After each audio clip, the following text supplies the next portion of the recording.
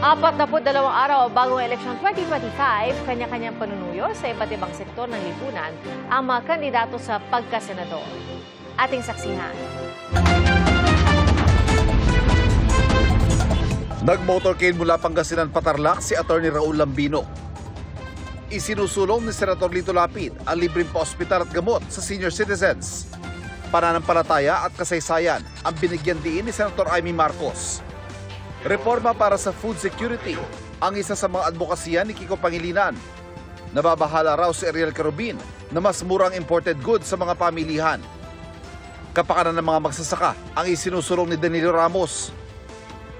Pangailangan ng LGU ang tinalakay ni Tito Soto sa pagbisita sa Dasmariñas, Cavite.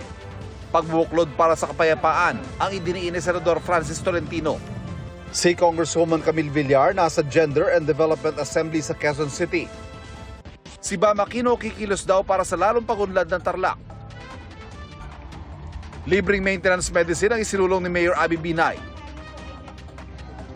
Nag-ikot sa Ubay Public Market sa Bohol si Atty. Jimmy Bondok. Advokasya ng Representative Arlene Brosas ang pagpapababa ng presyo ng bilihin.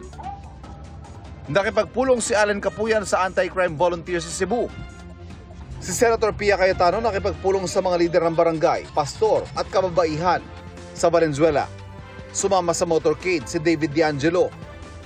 Sa Misamis Oriental, pinaglaban ni Atty. Angelo de Alban ang Children with Special Needs. Sa Cavite, programa sa kalusugan at edukasyon ang isinulong ni Senator Bongo. Kasama niya sina Gringo Onasan, Willie Revillame.